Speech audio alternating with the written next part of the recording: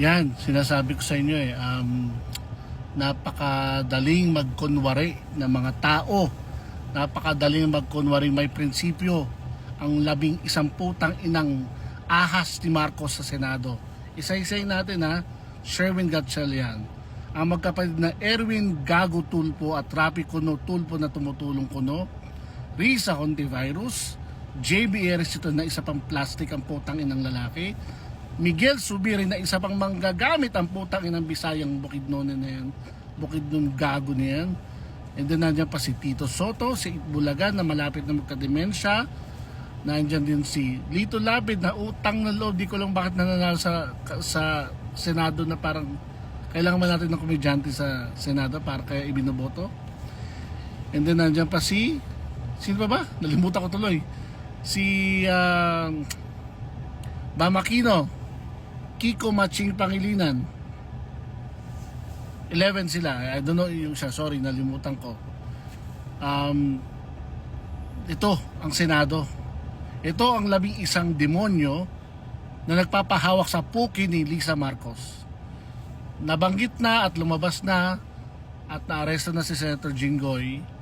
At ngayon lumalabas ang putang inang butod, ang pinakapangit na First Lady ng Pilipinas na si Lisa Marcos ang tumawag at nagsabi na lumipat ka sa majority, kung hindi ipakukulong ka at makukulong ka.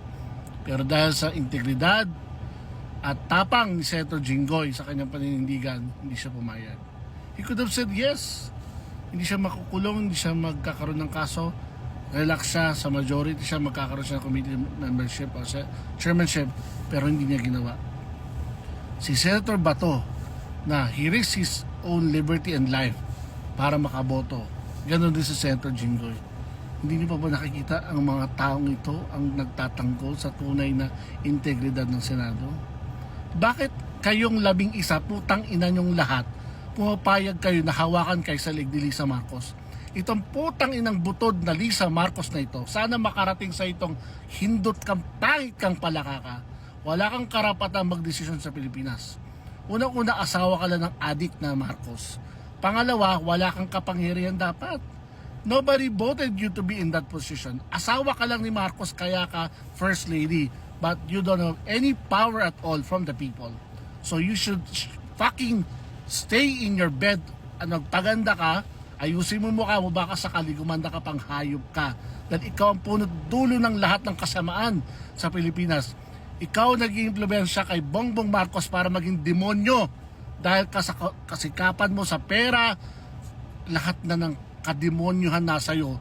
Lisa Araneta Marcos, utang ina mong babae ka. Makukulong ka someday, hayop ka. Kasama ng anak mo at ng asawa mong bangag. Mga hindot kayo. Babalik sa inyo lahat ng ginagawa nyo ito sa Pilipino. Babalik sa inyo, tandaan nyo, hindi natutulog ang Diyos, hindi natutulog ang karma, hindi natutulog ang katarungan. Maybe sa ngayon nagpapahinga lang, pero hintayin nyo ang pagbabalik ng tapang ng Pilipinas. Hintayin nyo, mga hayop kayo.